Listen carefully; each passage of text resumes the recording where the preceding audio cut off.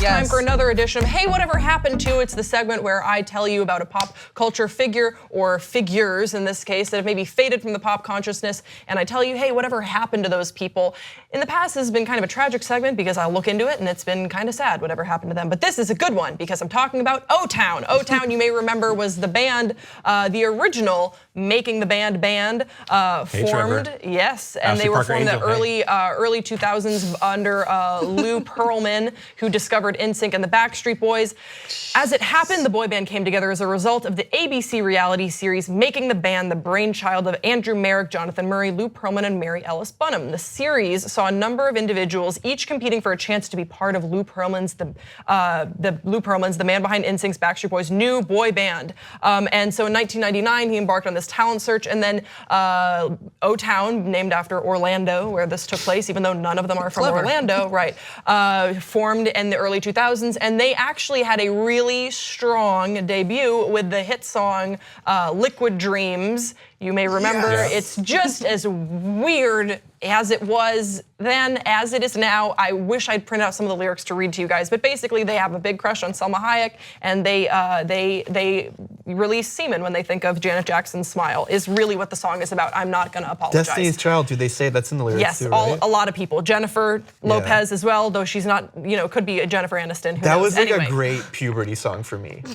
No, do you remember this one? I'm sorry, it was like, I felt like that was written from the mind of like every boy my age, looking at like all those girls. Yeah. All right, moving on. O-Town proved to be a successful hit upon its release. This is their debut album on the charts. It reached number 5 on the US Billboard Top 200, making it a relatively solid debut. Despite being a commercial success, however, reviews from critics were generally negative. For instance, Rolling Stone gave it a 2-star rating, while Entertainment Weekly awarded a score of C-. Regardless, O-Town went on to become their best-selling album, having since sold over 1 million copies in the United States. So it was huge. They had a number of songs, and then their second album, O2, was a bit of a drop, which is kind of interesting, just how you see that they're, with the reality shows making stars at that time, like Kelly Clarkson, all those stars were like just rocketed to start. Justin Guarini, it didn't really matter the music behind it, they still got skyrocketed. They became a household name.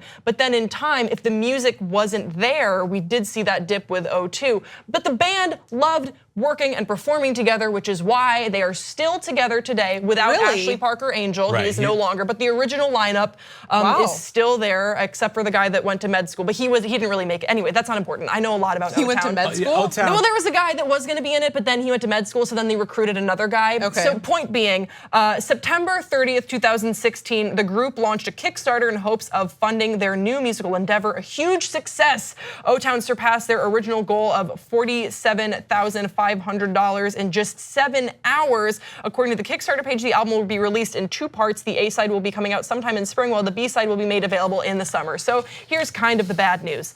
That record, as far as I can find, has not been released. But there is a rapper also named O-Town, which did confuse me in my research for this story, because I was listening to the music, it's kind of recent, and I was like, this seems like a rap song. But the good news is that they are on tour with Aaron Carter, who we also covered on this show. So this summer, head over to their active Twitter and their active Instagram if you are interested in seeing O-Town.